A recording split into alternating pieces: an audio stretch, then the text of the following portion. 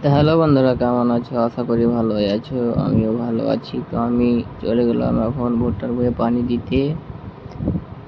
তার কারণ আমি সকাল সকাল যাচ্ছি, তার কারণ হচ্ছে আজকে শেষ রমজান। তো আমাকে বাজার টাজার করতে যেতে হবে। তো আমি যখন যাই বই তখন দেখি, এদিকে দেখি তো ভুট্টা, এদিকে দেখি তাও ভুট্টা, চারোদিকে ভুট্টাই ভুট্টা।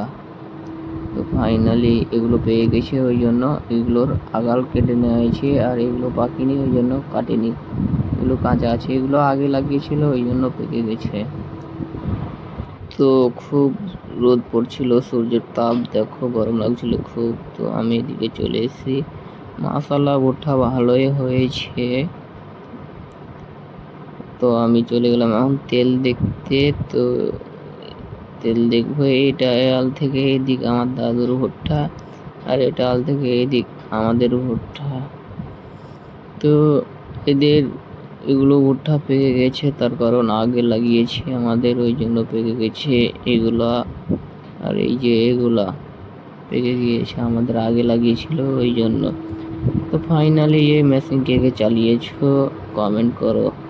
আমি তেল দেখবো এখন কতদূর তেল আছে, বোঝা যাচ্ছে না, তাও দেখা যাচ্ছে মোটামুটি আধা ঘন্টা চলবে, আধা ঘন্টা চলবে। তো আমি দেখো এই পাশে ধান, এই পাশে ভুট্টা।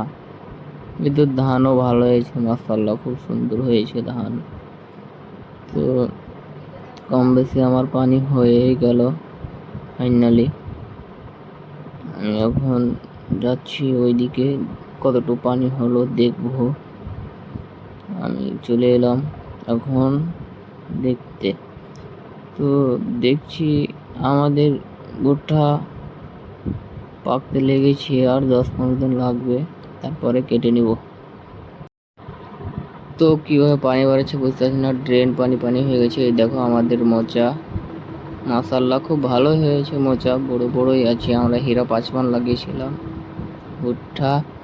তো এই দেখো আমাদের পাশে যারা লাগিয়েছে ওদের, আমাদের থেকে এদের একটু ডাউনই আছে, আমাদের একটু মোচাওয়ালা বড় বড় আছে। এই দেখো বেশ পানি হতে চললো। ড্রেন কোন দিক থেকে পানি বাড়ছে বুঝতে পারছি না, যাই হোক পানি হয়েই গেল। তো এখন ওই দেখো মেশিন অত দূর থেকে পানি চলছে। তো বাজারে পানি হয়ে গেল আমার, আমি এখন যাচ্ছি বাড়ি। তো ফাইনালি ভিডিওটা ভালো লাগলে লাইক করে দিবা।